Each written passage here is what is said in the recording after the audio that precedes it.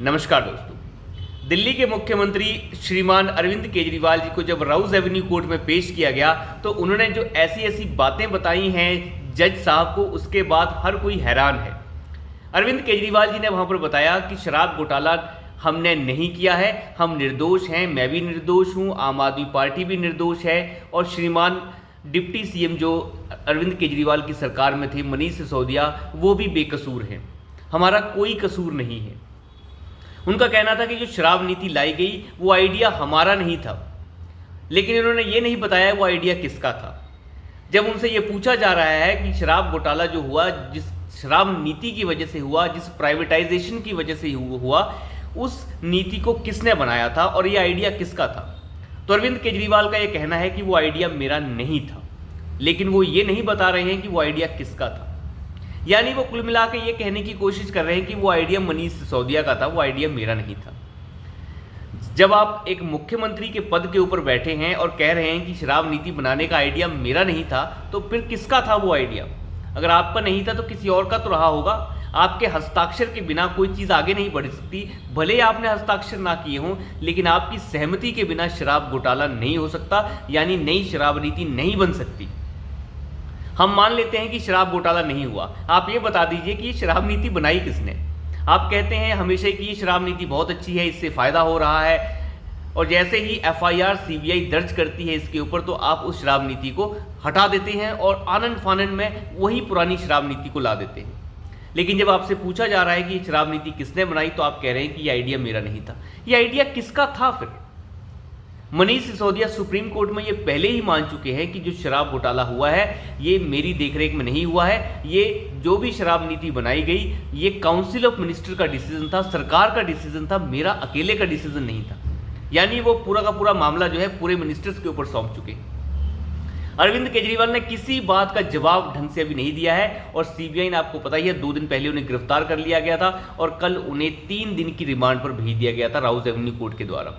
अब उनसे सवाल जवाब होंगे और सीबीआई जो है अब कॉन्स्पिरेसी जो है, क्रिमिनल कॉन्स्पिरेसी को इन्वेस्टिगेट करेगी। एनफोर्समेंट डायरेक्टोरेट तो पैसे के मामले को इन्वेस्टिगेट कर रहा था, लेकिन सबसे पहले इसके ऊपर एफआईआर सीबीआई ने ही दर्ज की थी। अब सीबीआई जो है क्रिमिनल कॉन्स्पिरेसी को आगे इन्वेस्टिगेट करेगी और आपको पता ही है कि सुप्रीम कोर्ट का ऑर्डर था कि इस केस को जल्द खत्म किया जाए, तो जुलाई के अंदर जो है इस केस की मोस्ट ऑफ जो फाइंडिंग्स है वो कर ली जाएंगी और जुलाई के महीने तक शायद आखिरी जो इसके अंदर जो चार्जशीट फाइल होनी है वो फाइनल हो जाएगी। इसके बाद कुछ नहीं होने वाला है। तो सभी एजेंसी जो हैं ज़्यादा तेज़ी से काम कर रही हैं और इसके बाद इस केस का ट्रायल शुरू होने में ज़्यादा देर नहीं लगेगी। ये लोग यही चाहते थे कि इसका ट्रायल शुरू ना हो, ट्रायल इतना लेट हो जाए कि कोई इसके ऊपर शक ही ना कर सके, इतना लंबा चला जाए ये। लेकिन ट्रायल तो शुरू हो रहा है। पहले अरविंद केजरीवाल जी ने सोचा कि शायद मोदी साहब की सरकार नहीं बनेगी तो ये मामला रफा दफा हो जाएगा। इंडी गैंग जो है, बहुत बड़ा गठबंधन क्या कहेंगे, गैंग कह लीजिए, जिसमें पता नहीं कितने लोग हैं और सभी के सभी जो हैं एक जैसी पावर वाले हैं। कोई 30 सीट वाला है, कोई 35 सीट वाला है, कोई 33 सीट वाला है, कोई 99 सीट वाला है, कोई 10 सीट वाला है, 12 सीट वाला है। इसमें 4-5 लोग तो ऐसे हैं जो 30-30 सीट वाले हैं, 25 सीट वाले हैं। तो सबकी पावर अपनी अपनी है। वो गैंग जो है वो आपस में अगर सरकार बना लेगी तो इसमें सबकी चलेगी और अरविंद केजरीवाल उसमें खिलाड़ी बन जाएगा। ये अरविंद केजरीवाल जी ने पहले सोचा था, लेकिन इस तरीके की हरकतें चलती नहीं। लालू साहब जब जेल में गए थे तो उनके जो सरकारें उस समय केंद्र में चल रही थी वो उनके फेवर वाली भी थी, लेकिन काम चला नहीं। जाना पड़ता है जेल में, सरकार फेवर में हो नहीं हो।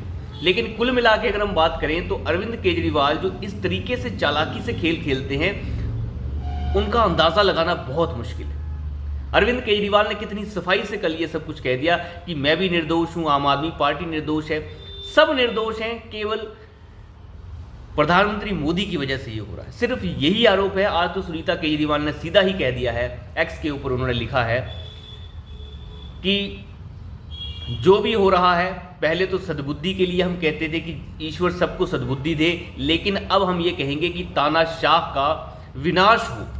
वो तानाशाह कह रही है मोदी। कुछ दिन पहले एक और यूट्यूबर हैं, क्या नाम है उनका, ध्रुव राठी, यंग यूट्यूबर हैं, उनका कहना तो ये था कि यहाँ पे तानाशाही चल रही है। पता नहीं कैसे कैसे वीडियोस भी बना देते हैं। तानाशाही कैसे चलेगी? तानाशाही का मतलब ये होता है कि आप उसके ऊपर कुछ बोल नहीं सकते। तानाशाही के ऊपर आप कुछ नहीं बोल सकते। आपकी गर्दन को उसी समय काट दिया जाएगा, चाहे आप विदेश में बैठे हैं, चाहे आप यहाँ बैठे हैं।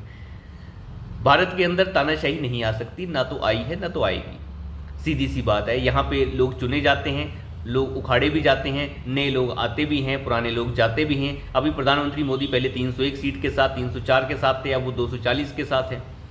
तो तानाशाही कैसे आ जाएगी? बिना मतलब की बातें, फालतू इधर उधर कहीं का ईंट कहीं का रोड़ा लाने वाले लोग हैं।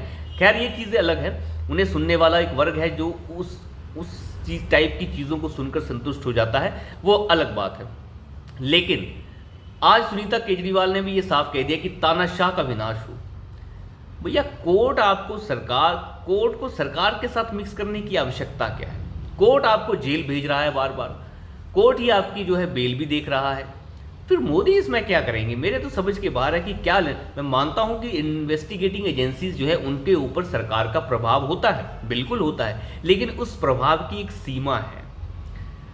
2009 के आसपास जब अमित शाह को जेल में डाला गया था 2 महीने के लिए, अगर केस फ्रॉड होगा, इस जहां केस की बात कर रहा हूं, अगर केस फ्रॉड होगा तो आपको 2 महीने 3 महीने से ज़्यादा कोई जेल में नहीं रख सकता, आप बाहर आ जाएंगे। अमित शाह भी बाहर आ गए थे, मोदी जी को जेल में नहीं डाल पाए थे उस समय। वो सरकारें केंद्र में कांग्रेस की थी, पूरा जोर लगा लिया गया था, लेकिन आप जेल में डाल नहीं पाए, छूट गए। डिसीजन कोर्ट के क्या है कि किसी का कोई दोष नहीं था। फिर केजरीवाल और ये मनीष सिसोदिया, सत्येंद्र जैन 2-2-2.5 साल से जेल के अंदर पड़े हैं, ये केजरीवाल 4 महीने से जेल में है। आप अंदाजा लगा के देखिए किस तरीके की हरकतें हैं इन लोगों की। ये बेवकूफ़ बनाने का काम करते हैं सुबह से शाम तक, और इस तरीके का नटवरलाल नेता भारत की राजनीति में आज तक कभी नहीं हुआ। ये तो सरेआम झूठ बोल देता है, लेकिन इनके झूठ चल नहीं पा रहे हैं। सीबीआई ने जो केस रजिस्टर किया है, सीबीआई के जवाब देना केजरीवाल के लिए बहुत मुश्किल होंगे। पैसे के लिए तो एनफोर्समेंट डायरेक्टोरेट के सामने केजरीवाल ने कह दिया कि मुझे नहीं पता पैसे कहाँ गया, किसने लाया, कैसे गया, कहाँ पे गुजरात में खर्च हुआ, गोवा में खर्च हुआ, मैं नहीं जानता कुछ भी, मुझे नहीं पता कौन लेके आया। लेकिन आप ये बताइए, जब क्रिमिनल कॉन्स्पिरेसी में सीबीआई इन्वेस्टिगेट करेगी, वो पूछेगी बताइए किसने बनाई ये पॉलिसी, वो कहेगा मैंने नहीं बनाई। किसका आइडिया था? मेरा आइडिया नहीं था।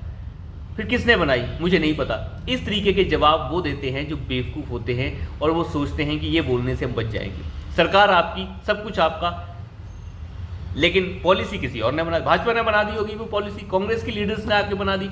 और दूसरी बात, दिल्ली में पानी की कमी हो रही है, ये हरियाणा वालों की गलती है, ये हिमाचल वालों की गलती है। दिल्ली में बिजली की कमी हो गई है, ये यूपी वालों की गलती है। दिल्ली में सड़कें पानी से भर चुकी हैं एक ही बारिश से, ये भाजपा की कमी है। किस टाइप के लोग हैं ये? ऐसी सरकार मुझे नहीं लगता। फिर अगर हर चीज़ दूसरों की गलती, तो आप क्या कर रहे हैं वहाँ पे? अपना रिजाइन कीजिए और निकलिए यहाँ से। समझ के परे हैं ये लोग। तो अभी के लिए इतना ही, धन्यवाद।